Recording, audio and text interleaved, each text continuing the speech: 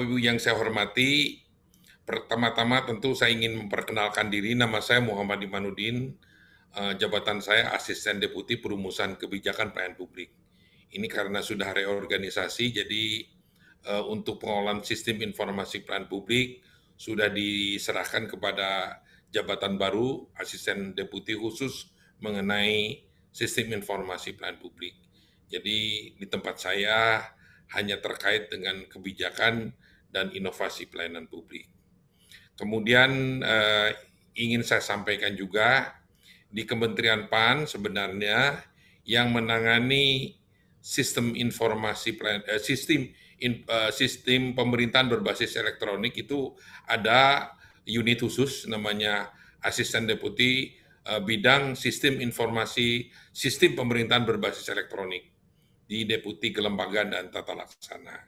Jadi yang menangani bagaimana arsitektur SPBE, kemudian bagaimana juga untuk syarat-syarat dari standar-standar yang harus dilakukan di SPBE di lingkungan pemerintahan itu ada di tempatnya Asisten Deputi Bidang Sistem Pemerintahan Berbasis Elektronik. Dan saya tentu bagian dari yang mengoperasikan dari sistem pemerintahan berbasis elektronik.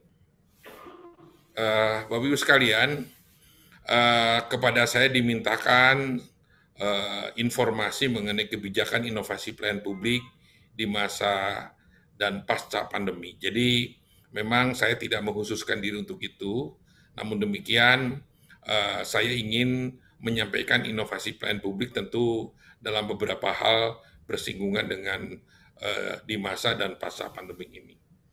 Pertama, saya ingin menyampaikan kepada Bapak Ibu sekalian, ini adalah kami kutip dari peraturan Presiden nomor 81 tahun 2010 tentang Grand Design Reformasi Birokrasi 2010-2025. Dalam peraturan Presiden tersebut bahwa pemerintah memang diamanatkan dan Menpan merupakan leading sektor untuk pelaksanaan reformasi birokrasi. Kita mengharapkan di tahun 2025 itu kita mendapatkan birokrasi kelas dunia. Birokrasi kelas dunia tentu di situ ada bagaimana kita menciptakan smart dari aparatur sipil negara, bagaimana kita juga membentuk sosok aparatur sipil negara yang memang bisa berkompetisi dan punya daya saing. Oleh karena itu, di balik birokrasi kelas dunia, kita juga ingin bahwa pelayanan publik juga kelas dunia. Oleh karena itu, Bapak Ibu sekalian, saat ini sudah kita berada dalam tahap terakhir pelaksanaan reformasi birokrasi, yaitu tahapan di mana 5 tahun berikutnya itu 2020-2024. Nah ini tahapan ini adalah tahapan yang memang sangat menentukan tentang bagaimana keberhasilan daripada apa yang kita lakukan di jajaran pemerintahan.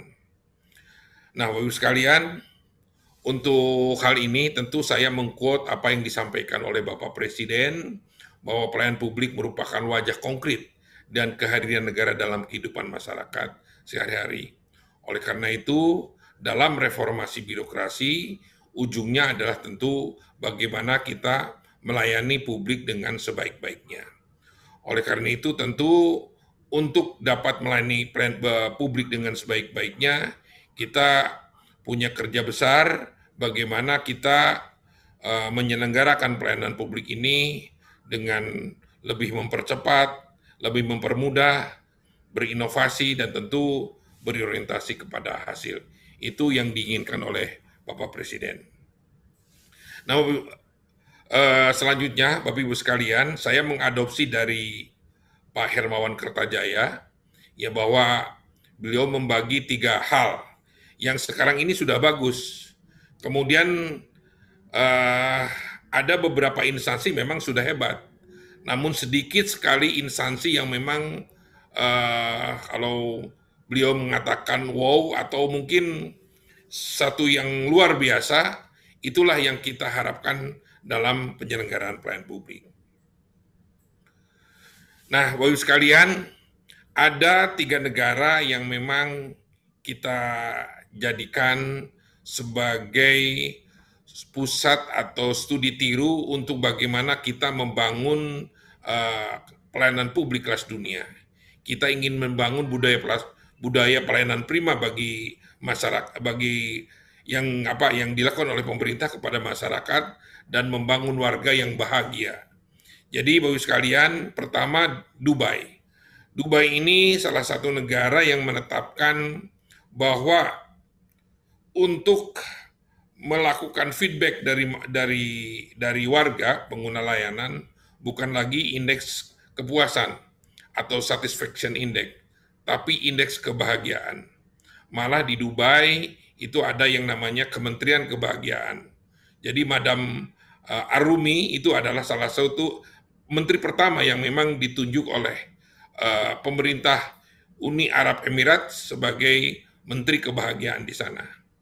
Kemudian yang kedua adalah Republik Korea.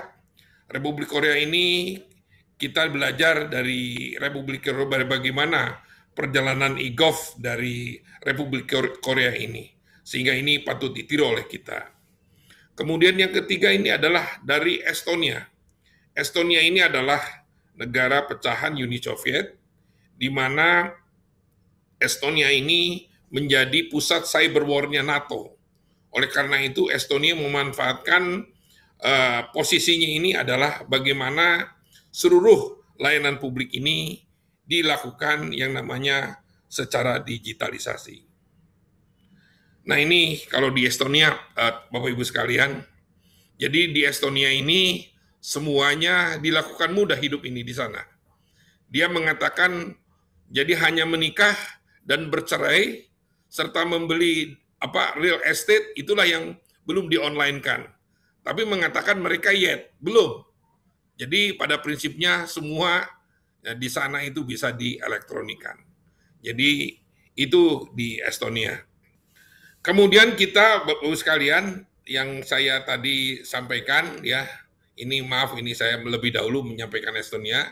Kita ingin melakukan transformasi, Bapak Ibu sekalian, sebagaimana tadi dibuka oleh penyelenggara, bahwa kita semua pertama adalah service by document. Ini kita ingin beralih kepada yang namanya paperless.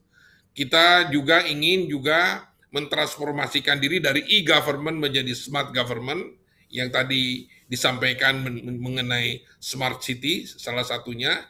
Kemudian kita juga ingin mentransformasi dari hanya sekedar kepuasan menjadi kebahagiaan.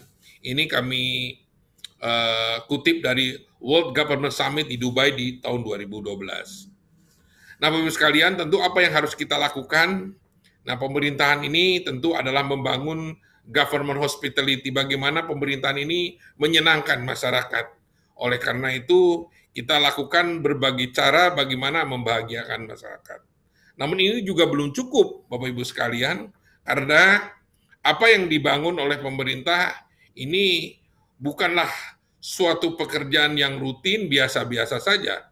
Kita harus melakukan upaya yang luar biasa, terobosan, dan sebagainya, dan ini kita lakukan dengan cara melakukan inovasi pelayanan publik. Bapak Ibu sekalian, kita lihat ini saya melihat banyak tantangan dan peluang yang bisa kita yang akan kita hadapi, dan ini saya kira menjadi tantangan kita semua, karena pelayanan publik, inovasi pelayanan publik bukan semata-mata tugas pemerintah, karena pelayanan publik menurut Undang-Undang Nomor 25 tahun 2009 tentang pelayanan publik ini salah satunya adalah tentu peran masyarakat. Tantangan pertama adalah pemenuhan harapan masyarakat. Jadi masyarakat kita secara sosial ekonomi tentu lebih baik. Kemudian masyarakat kita juga sudah melek digital dan sebagainya. Oleh karena itu, tentu Bapak Ibu sekalian, kepastian pelayanan, responsivitas pelayanan, kejelasan informasi pelayanan ini sangat dibutuhkan oleh masyarakat.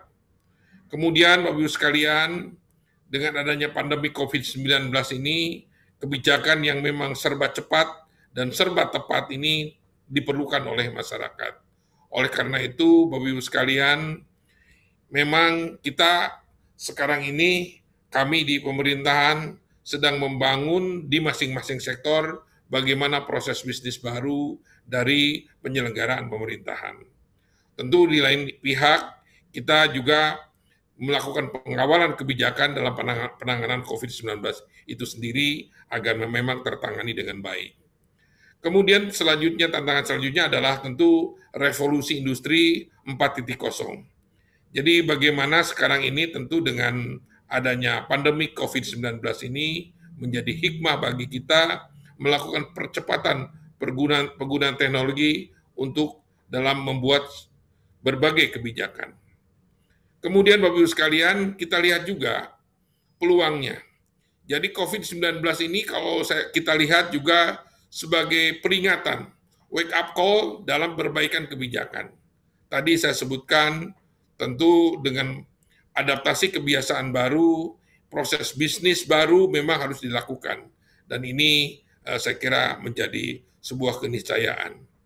Kemudian Bapak Ibu sekalian, hal yang memang tidak bisa kita pungkiri bahwa pelayanan publik ini ya mau berbuat inovasi mau tidak, kalau data itu belum terintegrasi itu pasti mengganggu pelayanan. Contoh barangkali yang kami lakukan mungkin Bapak Ibu sekalian tahu di mall pelayanan publik. Apabila data belum terintegrasi dengan baik, maka pengguna layanan harus berkali-kali dia menyiapkan datanya. Entah itu untuk layanan yang satu dengan layanan yang lain.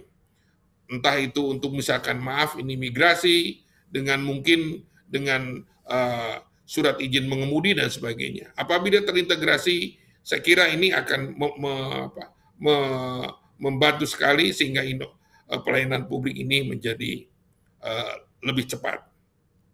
Kemudian peluang berikutnya dengan COVID-19 ini adalah inovasi. Inovasi yang kami rangkaikan dengan pembangunan berkelanjutan atau Sustainable Development, SDGs. Nah ini tentu Bapak Ibu sekalian, negara di dunia tentu berkiblat kepada kita mengenai hal ini. Dan saya kira kita tidak bisa lagi bekerja biasa-biasa saja, kita harus bekerja luar biasa. Masyarakat mengharapkan kita melakukan lompatan, Pak.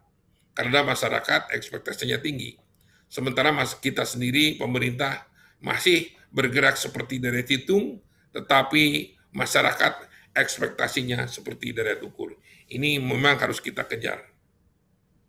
Nah, Bapak-Ibu sekalian, ini beberapa hal yang kami lakukan dalam standarisasi proses bisnis yang sedang kami lakukan. Bagaimana kita sudah bergerak dari manual ke hibrid. Dan dari hibrid memang kita ingin digital. Kami sebut dengan pelayanan 1.0, kemudian hibrid kami sebut dengan pelayanan 2.0, dan digital kami sebut dengan pelayanan 3.0. Oleh karena itu, kita ingin bergerak, ya sekarang sudah tidak lagi, musim lagi paper base, kita sudah memang berbasis internet, namun demikian dalam beberapa hal pelayanan mungkin Bapak Ibu sekalian tahu, kita sudah menggunakan mobile apps. Semua pelayanan publik kita dalam genggaman kita. Oleh karena itu, Bapak Ibu sekalian, saya kira dalam rangka menyesuaikan dengan era adaptasi kebiasaan baru ini, di masa pandemi ini, saya kira tidak bisa kita tawar-tawar lagi. Pelayanan yang berbasis digital ini sudah menjadi sebuah keniscayaan dan keharusan.